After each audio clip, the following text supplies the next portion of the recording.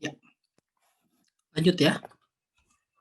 Ada taraf kesukaran item, ayat discrimination power, discrimination power atau discrimination item, ada korelasi point biserial dan korelasi biserial. Ini adalah analisis item yang harus dilakukan saat analisis item berupa tes, ya. 1, 2, dan salah satu dari sini, mau poin biserial atau korelasi biserial. Jadi apa ya? Ini semacam apa ya? Disebut sebagai ya daya reliabilitas bisa ya. Kalau dalam tes ya kan ada reliabilitas. Nah, kalau ini indeksnya gitu ya, indeks untuk melihat bahwa tes tersebut salah satu si item tersebut konsisten atau bagus atau tidak gitu ya, katakanlah bagus atau tidak.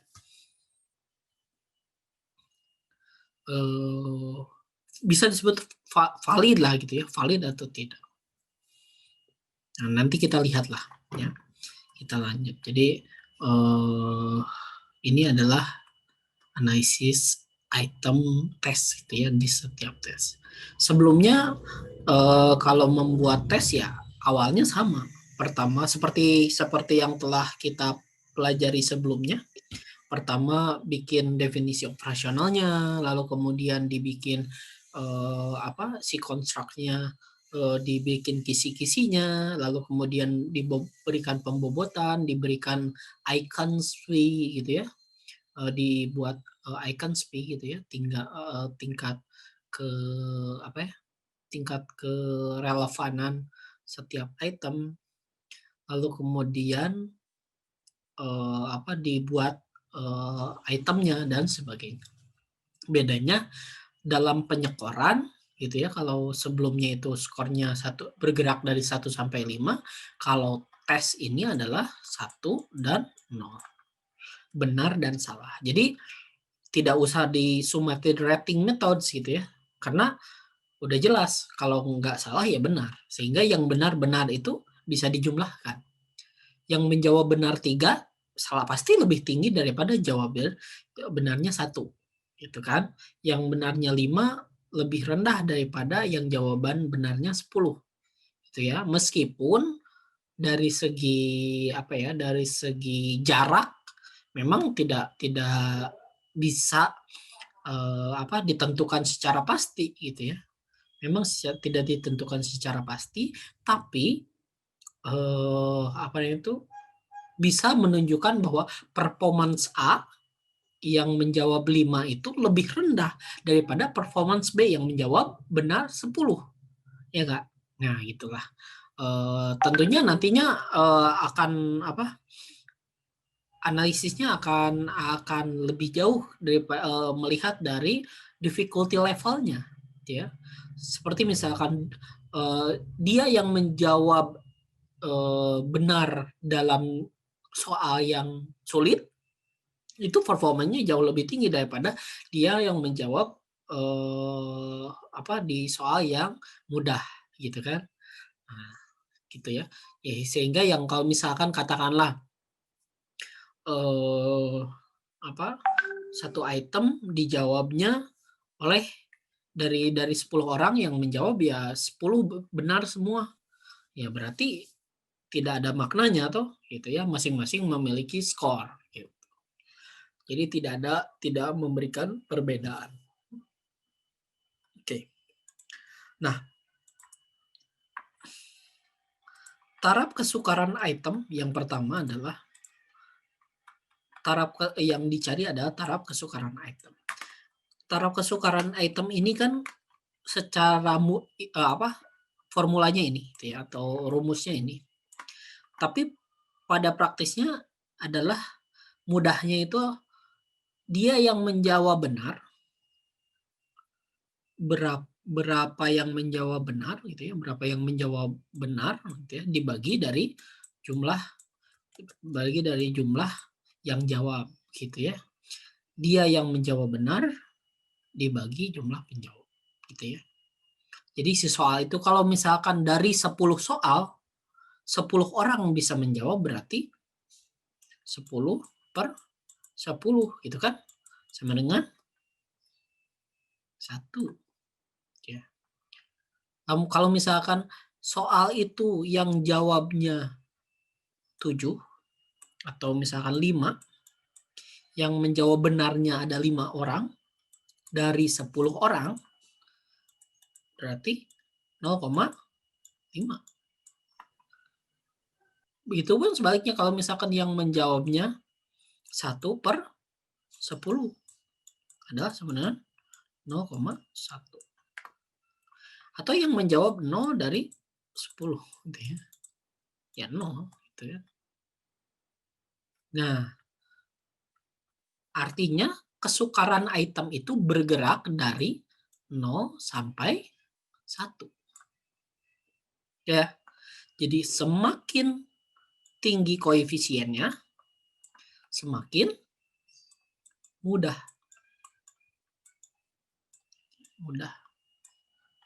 Semakin rendah koefisiennya, semakin sulit. Ya enggak? Ya, semakin sulit. Nah, soal yang mana yang bagus itu? Ya, yang bisa membedakan kelompok yang bisa dan kelompok yang tidak bisa. Betul nggak? Soal yang baik itu adalah soal yang bisa membedakan mana yang bisa, mana yang tidak. Katakanlah kalau satu soal dari 10 orang itu menjawab 10.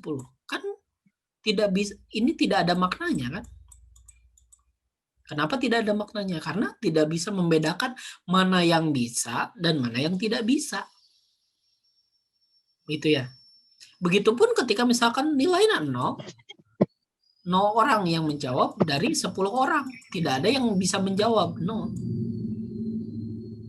Artinya bahwa ya ini tidak ada maknanya juga. Gitu ya. Bahwa si soal itu tidak bisa ada yang jawab. Ya tidak bisa membedakan mana yang bisa, mana yang tidak bisa dong.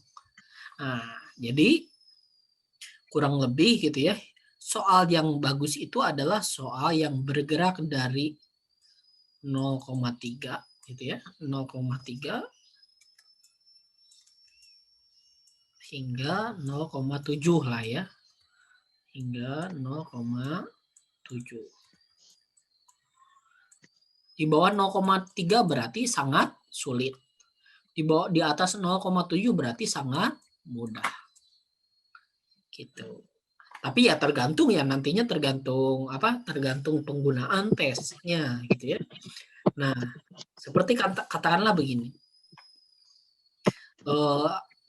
di sebuah bentuk seleksi gitu ya, seleksi masuk UM Bandung katakanlah itu ya, seleksi masuk UM Bandung itu ada pendaftar 100 orang gitu ya, pendaftar 100 orang. Nah, lalu kemudian yang berhak masuk atau yang akan diterima hanyalah 50 orang. Gitu. Dari 100 orang itu yang diterima hanya 50 orang. Berarti ekspektasi dari P adalah berapa nih? 0,5. 0,5. Tuh. 0,5. Jadi ekspektasi dari P-nya adalah 0,5. Karena harus membedakan setengah yang bisa dan setengah yang tidak bisa. Sehingga yang masuk itu adalah 50 orang. Sehingga rata-rata dari P itu ya, min P adalah 0,5. Gitu. Katakanlah Anda misalkan membuat soal 10 soal kan, ya 10 soal. 10 soal. Nah, misalkan ya tadi yang apa namanya itu yang ekspektasi P-nya itu adalah yang akan diseleksi itu adalah 50%-nya gitu ya. 50% dari 150% dari subjek gitu ya. Yang untuk membedakan 50% subjek yang bisa dan 50% subjek yang tidak bisa. Anda bisa bikin ekspektasi P-nya adalah ekspektasi P soal yang pertama adalah misalkan 0,3 bolehlah 0,3. Ekspektasi P yang kedua adalah 0,5 misalkan ya. Ekspektasi P soal yang ketiga adalah 0,7 misalkan gitu ya. Dan seterusnya gitu. Yang penting rata-ratanya gitu ya. Harusnya gini ya. Mu dari rata-rata dari P-nya adalah ini tuh salah ya. Itu salah tapi mu. Nah, mu P-nya adalah 0,5. Rata dari taraf kesukaran itemnya adalah 0,5. Tinggal bagaimana Anda membuat soal yang bisa digunakan 50% bisa membedakan si item-itemnya itu 50% bisa yang 50% nggak bisa sesuai dengan ekspektasi kesulitan itemnya. Cukup difahami sampai sini? Cukup, Kang. Oke. Tapi Kang mau bertanya dulu. Silakan. Jadi ini tuh kan kita buat ini kan soal tes. Betul. Terus soal tes ini ya ini yang tadi ekspektasi P itu tuh menandakan kesukaran. Tapi Kang kalau boleh tahu apa nggak seharusnya ditentukan dulu tes ini tuh diperuntukkan untuk usia berapa, jadi kita membuatnya juga disesuaikan dengan usia, atau mungkin ada tes ini tuh berlakunya untuk kalangan mana gitu. Kan tadi saya sudah katakan untuk mahasiswa UM Bandung. Mahasiswa UM Bandung kisaran usianya paling 18 atau 19 sampai 25 paling ya, atau 23 kan. Ya usia segitu. Gitu. Segitu. Jadi untuk mahasiswa ya, tadi saya katakan kan dari awal, untuk mahasiswa. Jadi ekspektasi kesulitan item itu yang bisa dijawab 50%, 50% misalkan ya. Atau mungkin Anda bisa menentukan sendiri ya ekspektasi proporsinya gitu ya. Ini kan pada dasarnya ini tuh proporsi ya.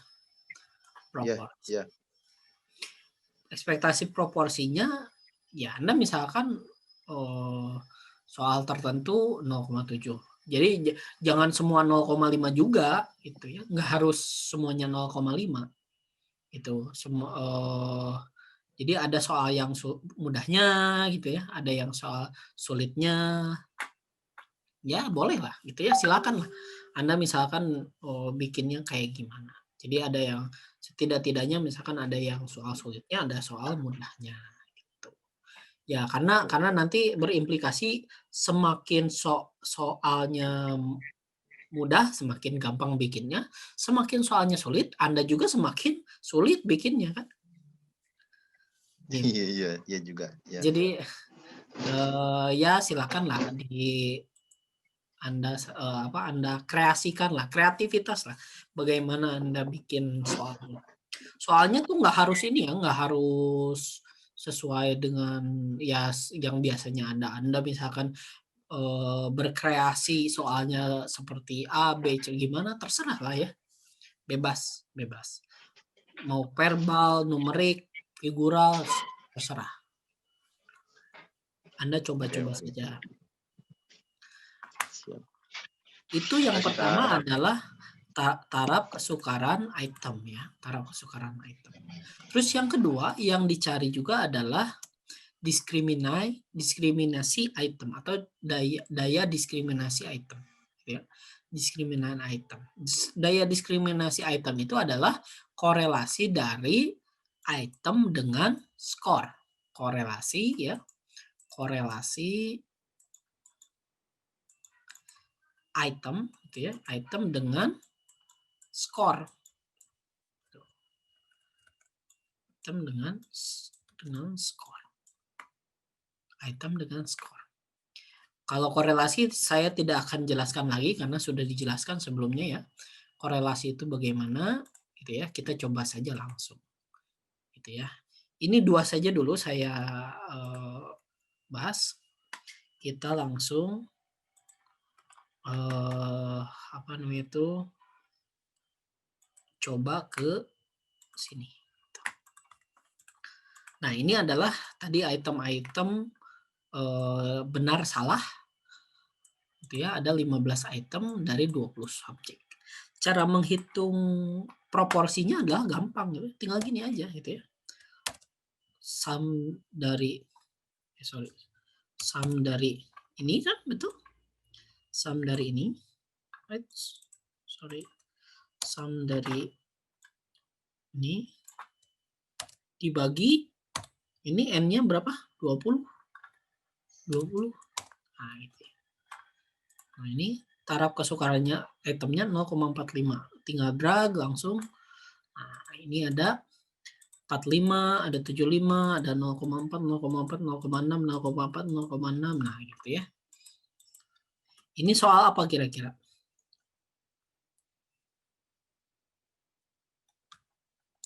Ini soal dengan tingkat kesulitan item apa nih? 0,45. Rata-rata lah ya. Ini 0,75. Soal apa? Mudah. Mudah. Sulit. Cukup mudah. Mudah karena kan ini banyak yang menjawab benar. Ya. Banyak yang menjawab Iya. ya. Kalau yang ini nih, nah ini soal sulit gitu ya, Sulit. karena sedikit yang menjawab benar. Benar. Gitu.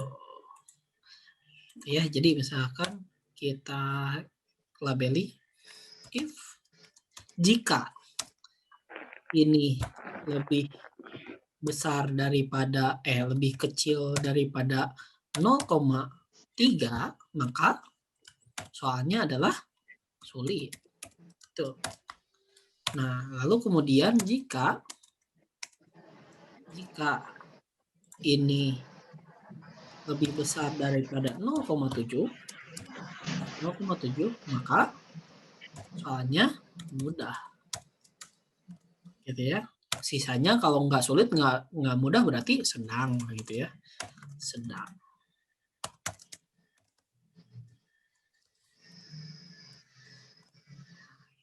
Ini soalnya sedang. Di drag saja langsung. Nah, semuanya sedang. Loh. Oh, ini mudah. Ada sedang, mudah, sedang. Nah, ini ya, sedang semuanya. Rata-rata sedang.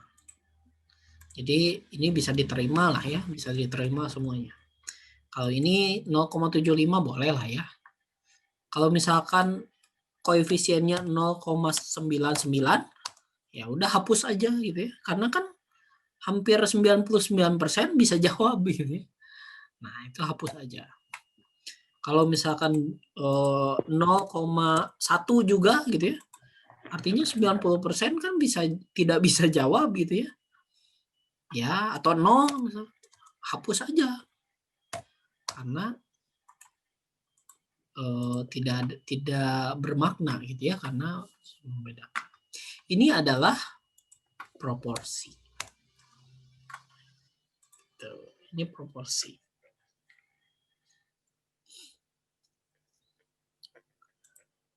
Tingkat kesukaran soal.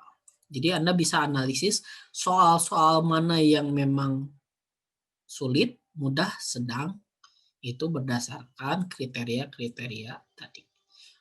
Soal yang sulit mungkin bisa Anda revisi atau buang sama sekali. Soal yang sangat mudah bisa dibuang atau direvisi. Silakan Anda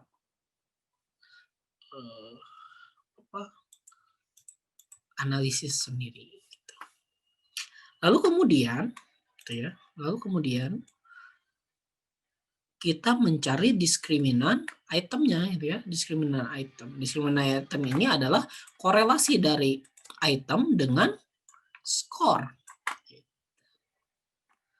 Kita cobalah ya. Kita pakai SPSS saja karena Anda mungkin sudah mengerti mengenai korelasi.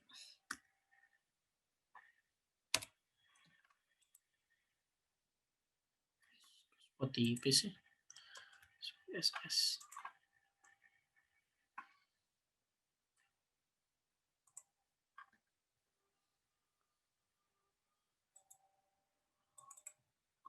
Yes.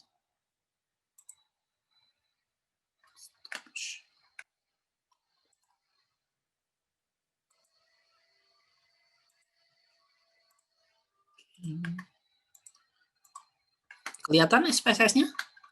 Atau belum ya? Belum nih. Nah, kelihatan SPSS-nya? Sudah. Kelihatan ya? Oke, nah ini. Ya. Kelihatan, Pak. 0010 dengan skor. Tinggal gampang, Anda tinggal analyze, correlate, lalu bivariate, ya, masukkan semuanya saja. Atau kasih ini dulu ya. Cancel ya. Variabel ini adalah skor X gitu ya. Variabel X. Analyze, correlate, bivariate, seluruhnya dimasukkan. Person correlation aja ya. Option. Itu aja. Oke. Nah, tinggal Anda lihat yang ini. Korelasi dengan yang X-nya nih.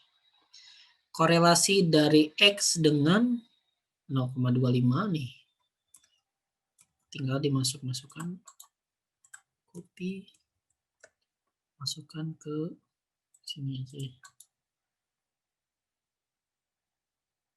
Nah, gitu ya. Person correlation-nya semua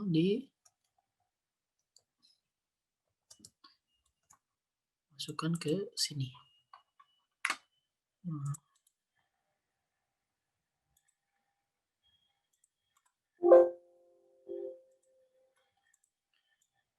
It's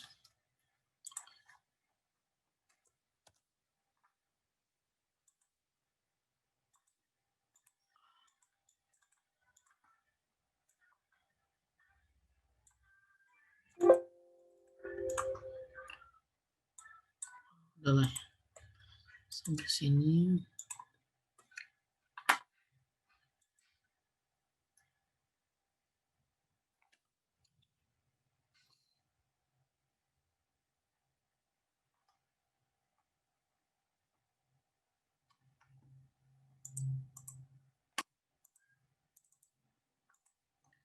(0,25) ini 0,5. Ini yang signifikan korelasinya adalah yang ini dan yang ini.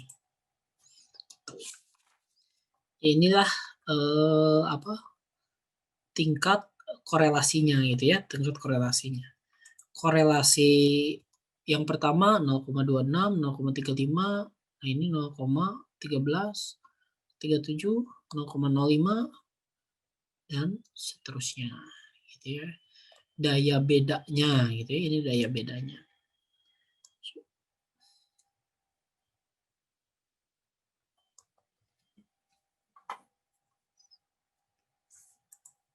Ini akan bergerak dari min 1 sampai korelasinya min 1 sampai 1 ya. Bergerak dari min 1 sampai 1. Jadi ini daya bedanya 0,2, 0,3, 0 dan seterusnya gitu ya. Semakin tinggi korelasinya semakin bagus, gitu ya. Korelasinya semakin bagus. Ini dan artinya bahwa fungsi tes dari item ini berkorelasi dengan skornya. Gitu.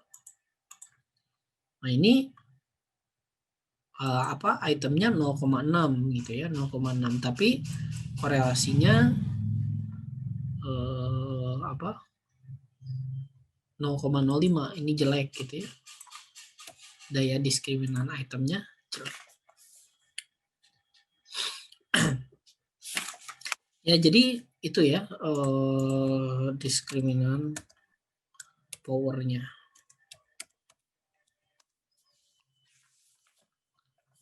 Ada yang mau ditanyakan dulu?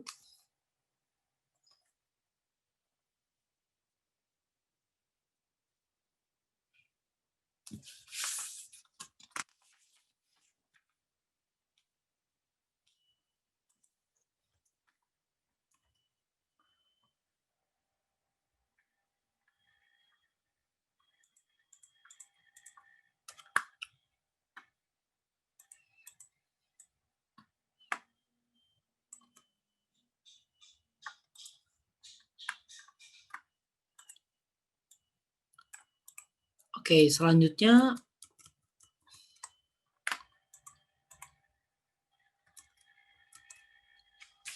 bentar, wait.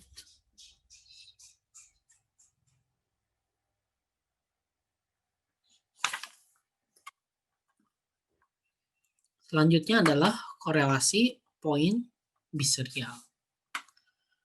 Korelasi poin biserial ini korelasi item total gitu. Korelasi item total. Jadi kurang lebih korelasi poin biserial ini jauh lebih punya makna daripada diskriminan power, karena ini jauh lebih lebih pas gitu ya dengan tingkat bahwa soal itu bagus atau tidak itu dengan melihat korelasi poin biserial atau korelasi biserial gitu ya. Anda boleh pilih ya mana yang lebih pas, menu yang cocok, korelasi poin biserial atau korelasi biserial gitu ya. Tapi jangan melihat dari misalkan korelasi biserial ininya lebih tinggi gitu ya. Si koefisiennya jauh lebih tinggi, jadi milih biserial. Tapi kalau misalkan nilainya lebih rendah, pakainya poin biserial. Poin biserial. Mau poin biserial maupun biserial itu harus sama, seluruh item itu pakai korelasi poin biserial maupun korelasi biserial. Cukup dipahami?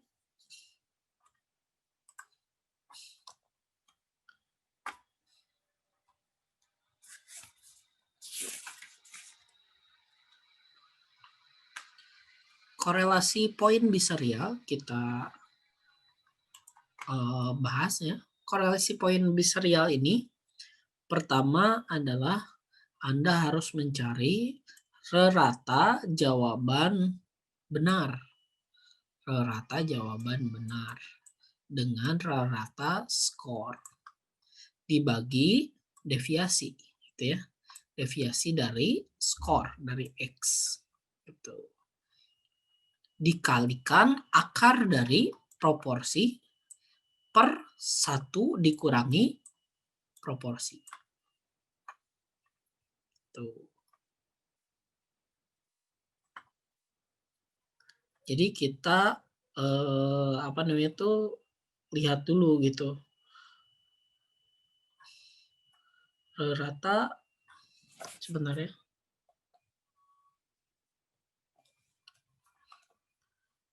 Rata skor tes, rata X bagi yang menjawab benar dikurangi rata jawaban. Kita langsung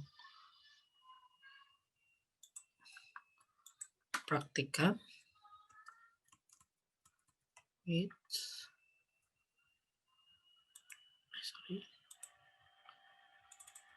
Nah ini kita langsung perhatikan. Nah, item ini kan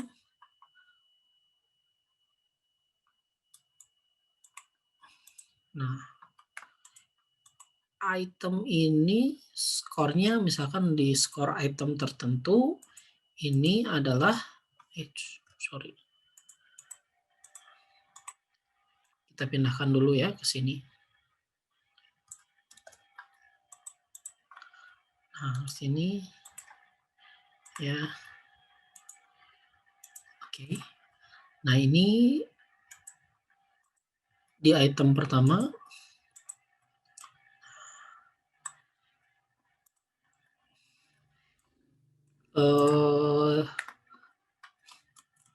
kita akan mencari rata skor yang menjawab benar.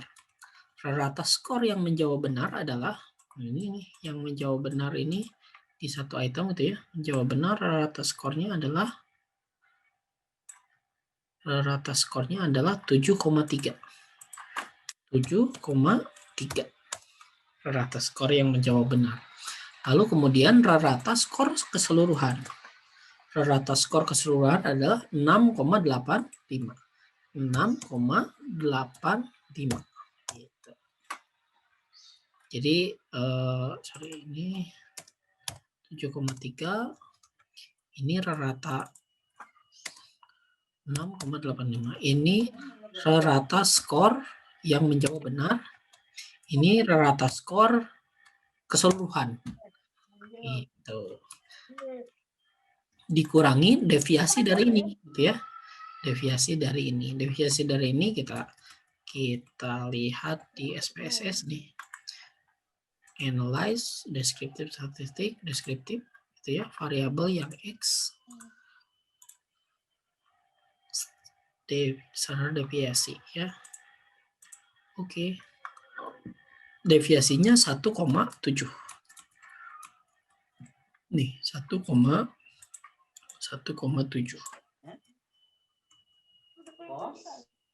Pos yang bunga temporary itu genset ngen mes lagi. Dibagi 1,7.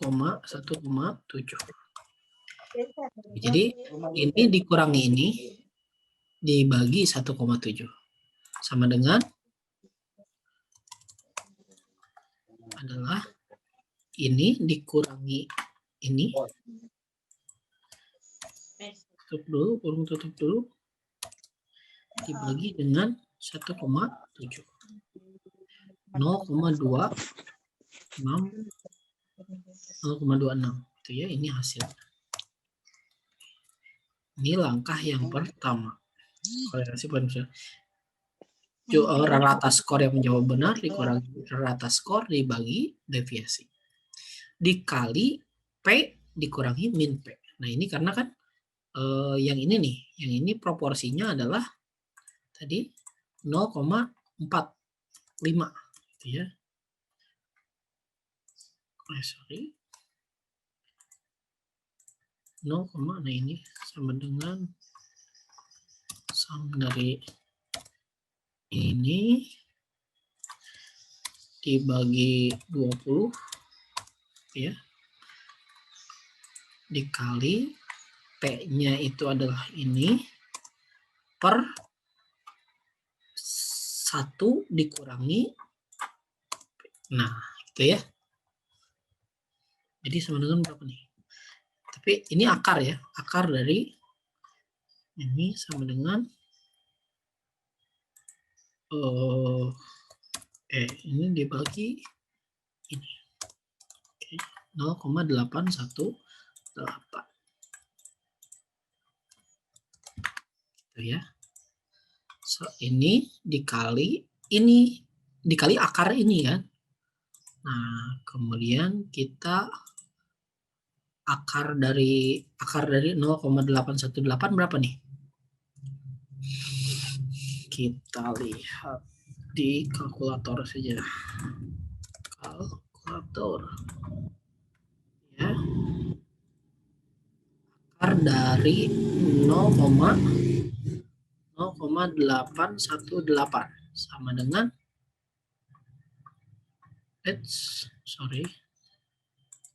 akar dari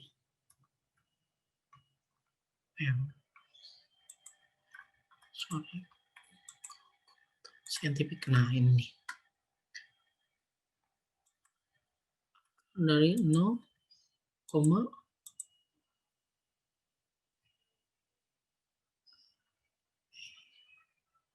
wait.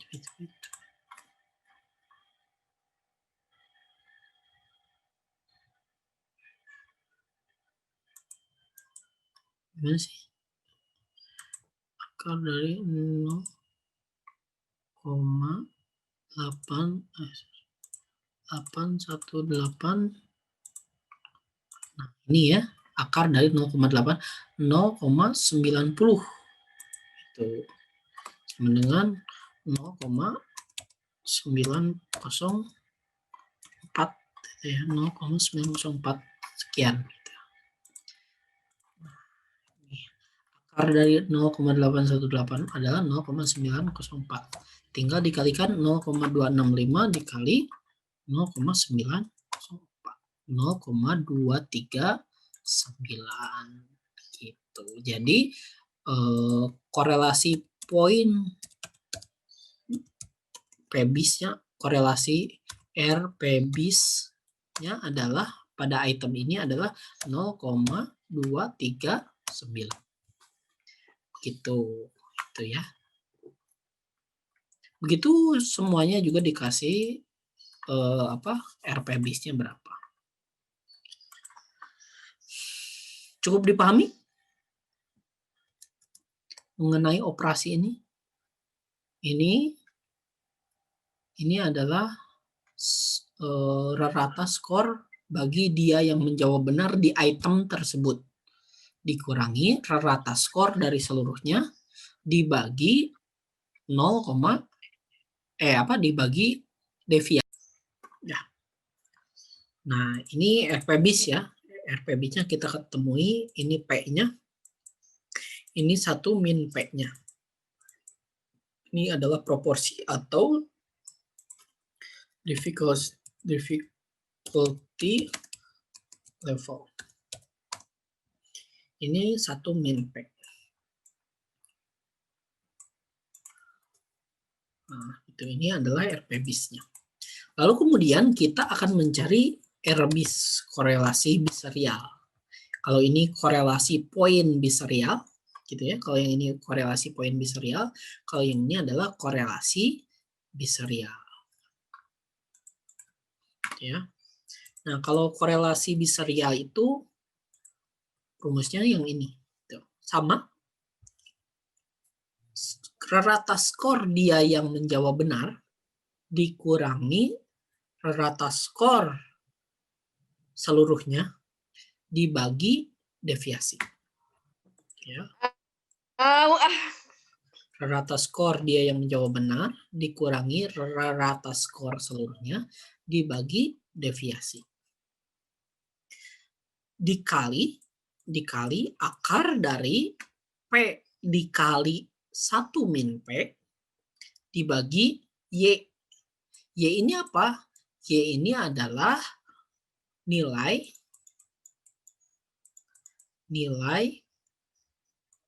deviasi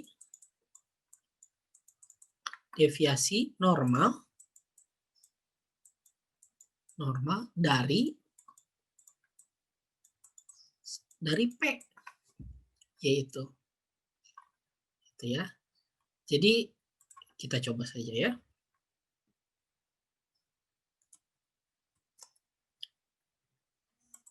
Kita cari XI dan X barnya. XI dari ini adalah, nah ini kita jeda saja dulu. Chat. Nah, rata skor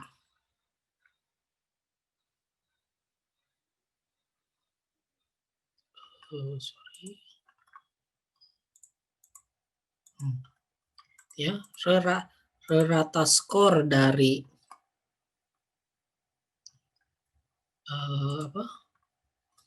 rata skor dia yang menjawab benar. Nah, ini rata skor dia yang menjawab benar atau sama dengan dari sum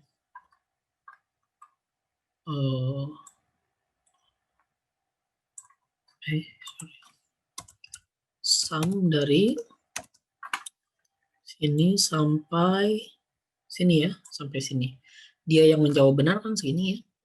Ada 1, 2, 3, 4, 5, 6, 7, 8, 9. Gitu ya. Dibagi 9. 7,333 gitu ya. Lalu kemudian X barnya adalah jumlah dari ini ya, dibagi 20, 6,85. Lalu kemudian standar deviasinya tadi sama ya, 1,7 gitu ya. 1,7 standar deviasi atau ST def dari sini 1,7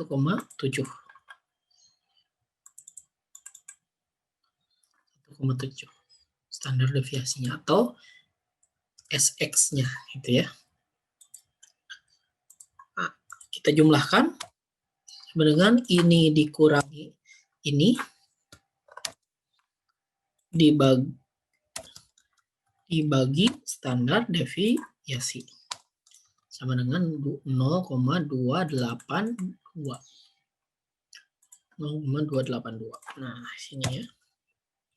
Lalu dikali, nah di sini dilihat dikali P kali 1 per P dibagi Y. Sama dengan P dikali 1 per P gitu ya, 2,475 dibagi ini proporsinya gitu ya. Dilihat ini proporsinya 0,45 ya. 0,45. Lalu kemudian kita cari standar deviasi normalnya, kan saya pernah share ya. Yang ini nih, nah ini tabel deviasi normal yang ini. Masih ingat? Saya pernah share nih tabel deviasi normalnya. Yang kemarin apa namanya itu saya share ketika submitted ratings. Nah, di sini ini adalah 0,45. Kita cari standar deviasi dari proporsi 0,45. Nah, 0,45 adalah min 0,126. Itu ya. Jadi proporsi dari 0,450 adalah 0,126. Kita balik lagi ke Excel.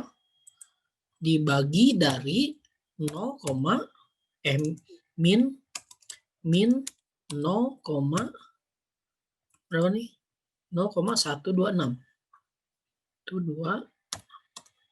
Tuh. Gitu kan? Jadi di sini P kali 1 min P 0,2475 dibagi Y. Y-nya adalah standar deviasi normal dari proporsi 0,45, 0,126. Y-nya itu ya adalah 0,126. Kita jumlahkan dulu. Ini dibagi yang ini min 1,96 diakarkan gitu ya. Kita pakai kalkulator lagi. Diakarkan akar dari min 0,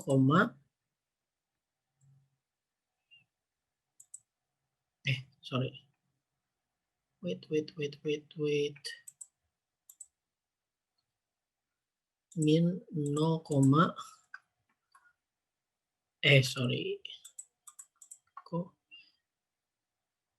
min 1,964 min 1964 akarnya loh. Oh, nggak bisa. Oh iya, apa namanya itu? Yang ini tuh di ini dulu di apa? Kalau ini tuh nilai mutlak gitu ya, nilai mutlak. Jadi bukan min. Gitu ya, kalau misalkan ini hasilnya min berarti 1,96. Nilai mutlak ini tuh. Jadi di sini kok kurang. Nah, harusnya begini. Harusnya itu mutlak gini.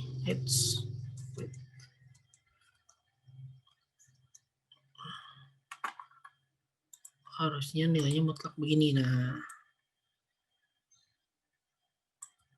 X. Nah, gini harusnya gini. Sorry ya. Nah, nilainya harusnya begini. Mutlak dari P 1 P min Y gitu. Jadi perhitungannya 1,96 berapa? 1,964 diakarkan. Akar dari 1,964 adalah 1,40 sama dengan 1,401.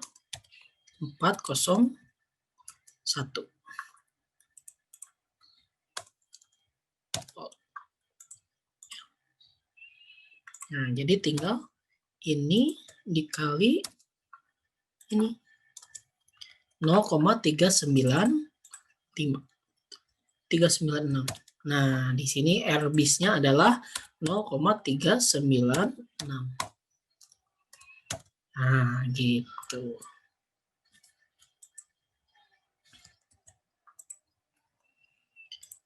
Cukup bisa dipahami?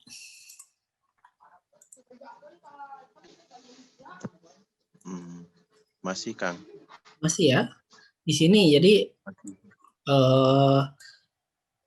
tadi ya rata skor dia yang menjawab benar pada item tersebut dikurangi rata skor seluruhnya dibagi deviasi dari skor deviasi X ya, deviasi dari skor dikali akar dari nilai mutlak P kali 1 min P dibagi Y. Gitu. P 1 min P dibagi Y. Nah, ininya nilai mutlak ya. Gitu.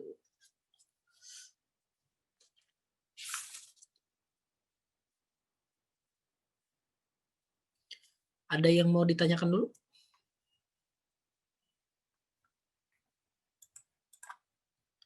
Sehingga nanti di setiap ini ada nilai RP-bis dan R-bis-nya. Gitu. Anda boleh pilih mana, mau RP-bis, mau R-bis, bolehlah silakan pakai yang mana. Pakai salah satu ya, pakai RP-bis dan R-bis. Salah satu. Dihitung satu-satu. Itu ya, kemarin Kak, jadi nah saya revisi saja tugasnya. Nah, ini jangan diskriminan item lah ya, langsung aja poin Biseria karena diskriminan item ya nanti sama aja lah dengan difficulty level sebetulnya, nggak terlalu jauh beda. Ini R bis atau R bis ya, gitu ya. Cari RP bis, difficulty level dan R bis dan RP bis. RP bis atau R bis. Korelasi poin Biseria atau korelasi Biseria. Gitu. Ini berarti terakhir ya sebetulnya. Ini di akhir lah ya, di akhir. Tapi so far untuk minggu depan sampai sini aja dulu. Itu. Sampai sini dulu. Sampai bikin kartu soal. Lalu 4 respon jawaban, silahkan bikin soalnya dulu. Nanti setelah selesai minggu depan dihitung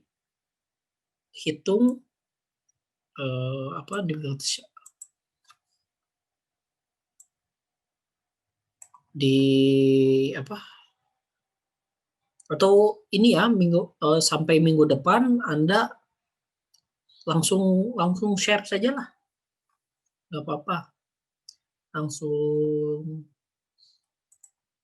Langsung diuji cobakan lah ya. Silakan diuji cobakan. Kepada berapa orang? Ya minimal 30 orang. Uji coba minimal 30 orang.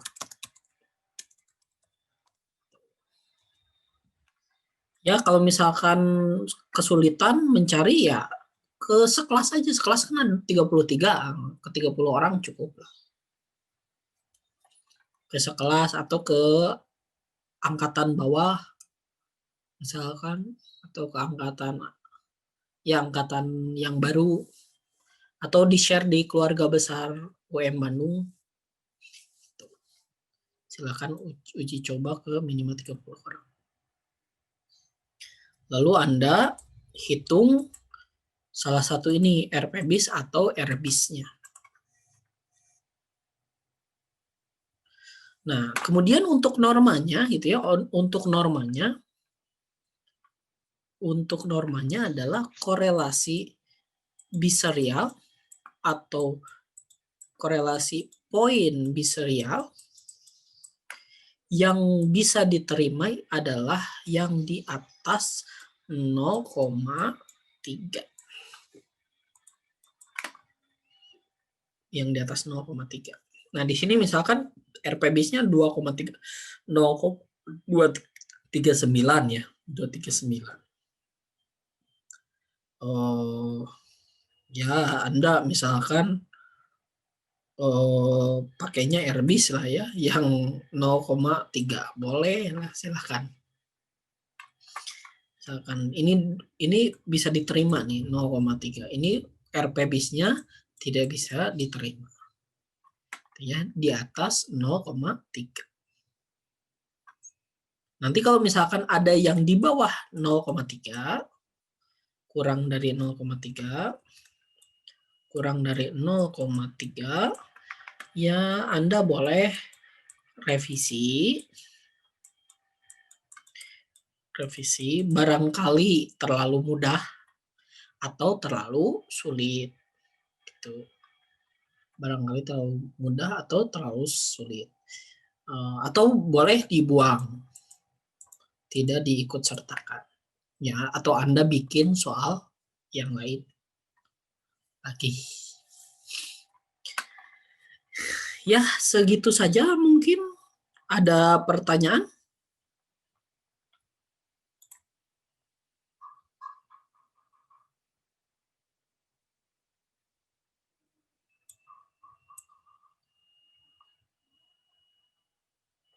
Halo? Belum sih, Kang. Sudah cukup paham berarti ya. Jadi tadi Insya Allah masih bisa. korelasi biserial, korelasi poin biserial, lalu kemudian taraf kesukaran item.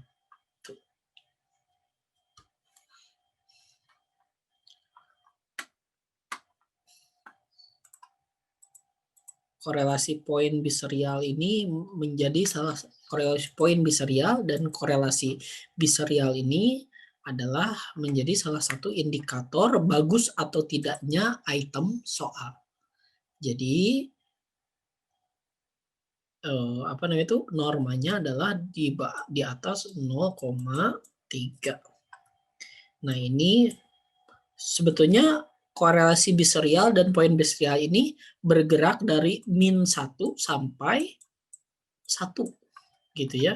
Jadi bisa jadi korelasi poin biserialnya min 0,7 bisa. Gitu ya. Min 0,7 bisa, min 0,5 misalkan bisa. Tapi yang diterima adalah yang di atas 0,3. Jadi korelasinya jadi seolah-olah korelasi biserial ini mencari apakah si item tersebut fungsinya berkorelasi dengan si tes gitu ya. atau dengan K. Apakah si ini tuh sesuai fungsinya nggak dengan keseluruhan item? Itu seolah-olah gitu, seolah-olah bahwa si soal itu sama mengukur hal yang diukur oleh keseluruhan itemnya. Seolah gitu. Sehingga setiap item itu harus di atas 0,3. Gitu ya. Kalau misalkan min 0,3 gimana? Enggak, tetap meskipun berkorelasi, tapi berkorelasinya berkebalikan kalau minus gitu ya. Berkorelasi berkebalikan itu ya artinya ini tuh berarti mengukur hal yang lain. Seharusnya adalah I itu gitu ya, si item itu mengukur sesuai dengan apa yang diukur dari dari keseluruhan itemnya. Gitu. Baik korelasi biserial maupun poin biserial. Gitu. Ini adalah konsep dari analisis dari tes. Berbeda kalau analisis dari skala ya. Kalau kemarin analisis dari skala adalah apa namanya itu, analisis dari skala itu adalah validitas dan reliabilitas item gitu ya. Kalau dari tes, nah itu tadi taraf kesukaran item dan korelasi poin biserial atau korelasi biserial. Gitu.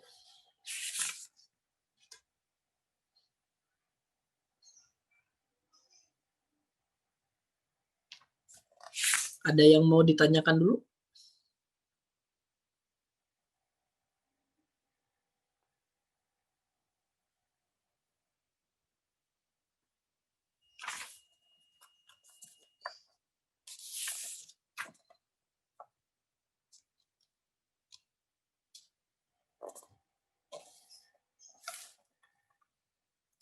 Ada yang mau ditanyakan? Halo?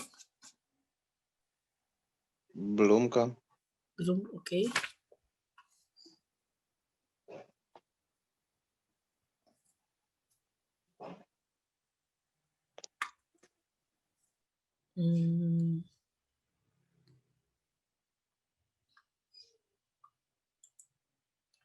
Kalau tidak, kita cukupkan sekian saja mungkin, gitu ya. Pertemuan kita kali ini. Jadi sekali lagi saya sharekan tugasnya yang ini. Tugasnya yang ini, gitu ya. Mungkin pilih salah satu konstruk setiap kelompok gitu ya. Sekarang menjadi 9 kelompok, salah satu konstruk tiap kelompok, setiap kelompoknya 10 soal gitu ya. Setiap kelompoknya 10 soal, lalu kemudian 4 respon jawaban. Anda bikin kartu soalnya masing-masing ya, masing-masing.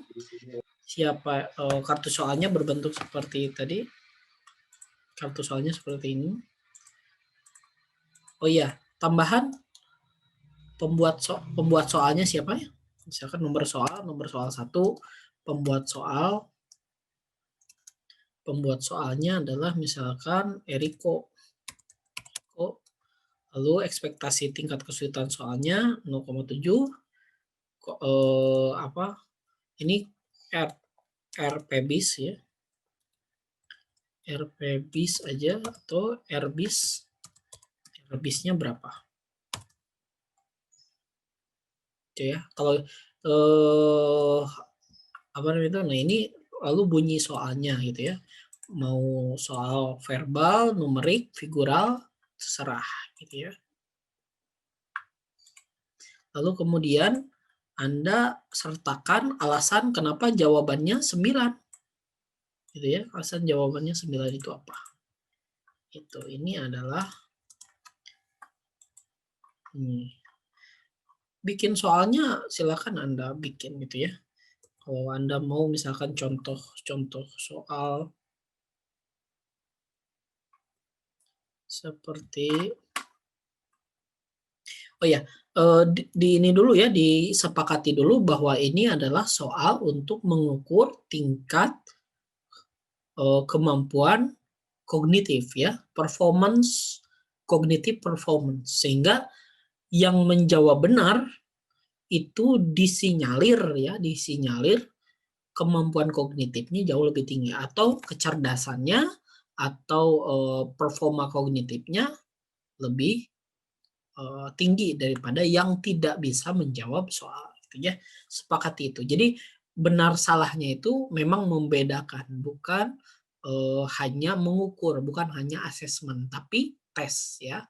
Beda kalau sebelumnya kan hanya mengukur gitu ya. Ini ini tes untuk seleksi, tes untuk apapun ya. Barangkali nanti kalau memang ini bagus, kita dokumentasikan menjadi satu produk tes yang kita korelasikan dengan tes lainnya. Apakah tes yang ini itu berkorelasi tidak dengan tes kecerdasan lainnya? Gitu. Jadi untuk mengukur valid atau tidaknya serangkaian tes ini adalah apakah berkorelasi tidak dengan tesnya.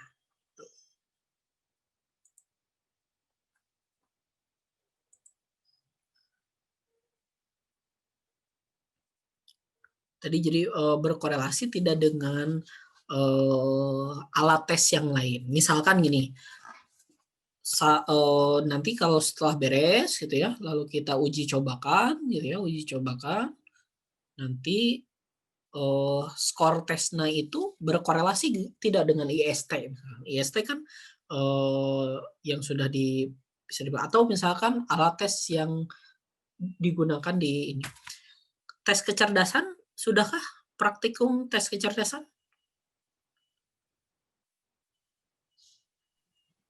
Udah Kang tadi. Ya, Tadi udah, Pak. dengan siapa? Dengan Oka? Dengan Pak Oka ya? Ya, sama Bu Anggi. Sama Bu Anggi dengan Pak Oka. Nah, nanti di ini nggak, dikasih soal tesnya nggak? Nggak ya? Atau dikasih? Dikasih tapi tidak Tidak sepenuhnya tuh. gitu. Cuma contoh-contohnya aja, beberapa soal gitu. Oke, nanti kita coba ya. Apa nah itu, kalau nanti sudah ya, untuk sementara ini aja dulu lah ya. Kita buat saja dulu. Nantinya misalkan kita berkolaborasi dengan Pak Oka, dengan Bu Anggi, skor tes intelijensi yang diuji cobakan dalam praktikum, lalu kemudian dikorelasikan dengan skor tes yang kita buat sendiri. Nanti kita akan menghasilkan alat tes yang valid atau tidak, berkorelasi atau tidak.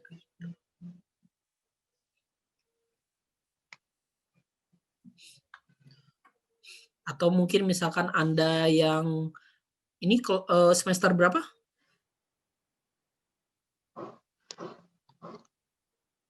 Ada yang 5, ada yang 7. Ada yang 5, ada yang 7. Mungkin yang semester 7 mau skripsi tentang ini, silakan. Atau misalkan Anda yang semester 5 mau skripsi tentang tes ini gitu ya, silakan. Kita coba saja dulu gitu ya. Nanti kalau misalkan kita menemukan korelasi yang bagus, ya itu cukup oke untuk kita buat untuk digunakan gitu ya, dan kita punya sendiri alat tes kecerdasan yang kita buat sendiri. Kita cukupkan sekian saja pembahasannya.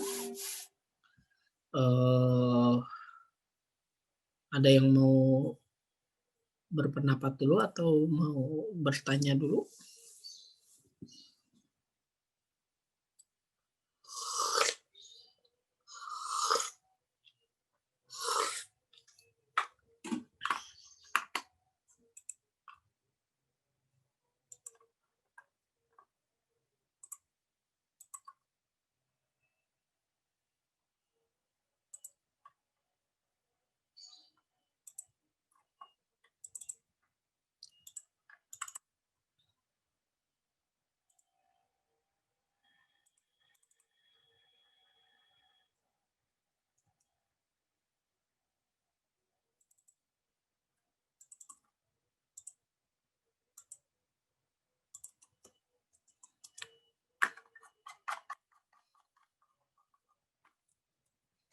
Ini sebagai contoh, saya dulu pernah bikin gitu ya,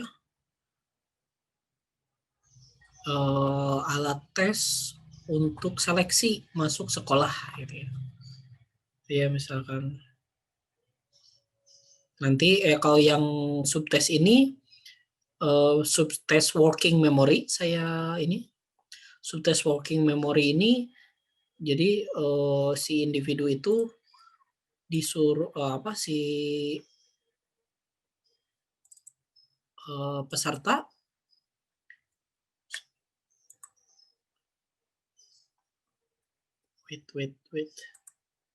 peserta diminta untuk menghafal ini. A itu G, B itu 25, L itu C itu L dan sebagainya. Dia disuruh untuk menghafal deretan ini. Lalu tesnya seperti ini.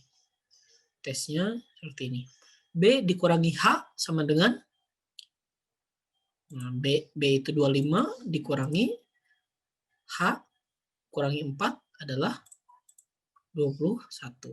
Jawabannya 21. Gitu ya. A, K, C, E, G gitu ya. A itu G, K itu adalah E, C itu L, E itu A, R itu G. Jadi di sini gelar jawabannya. Tuh. Ini kan tes yang mengukur kemampuan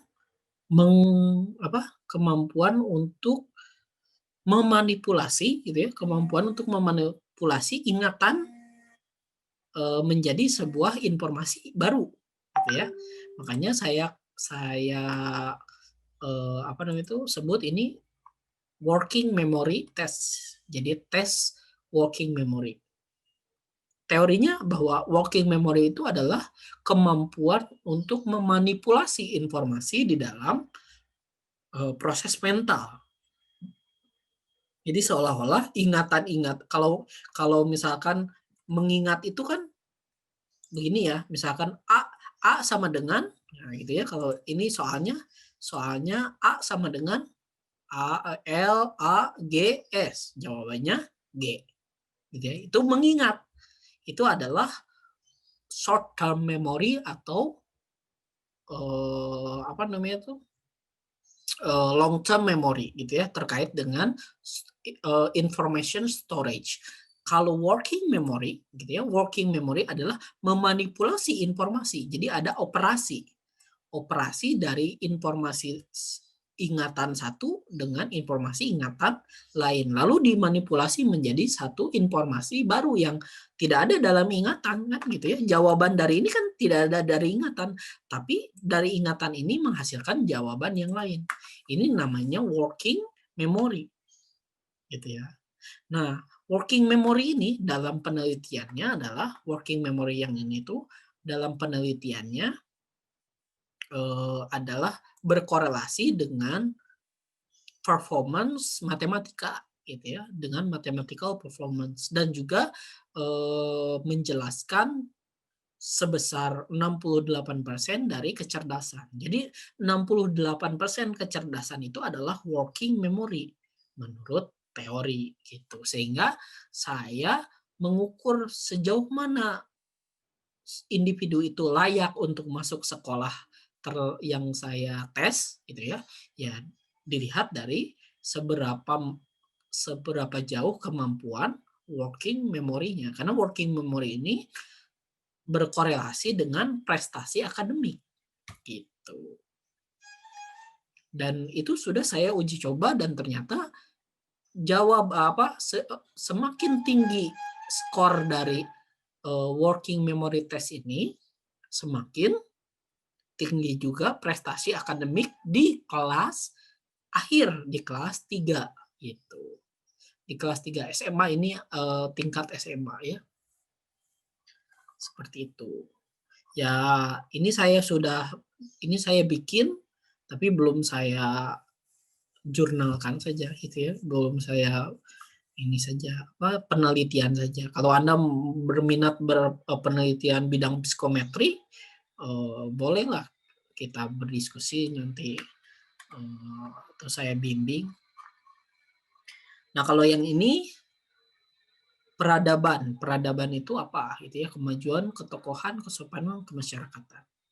Esensial ini lebih pada tadi ya, lexical knowledge gitu, lexical knowledge. Nah, kemudian ini nih, molekul atom. Apa nih?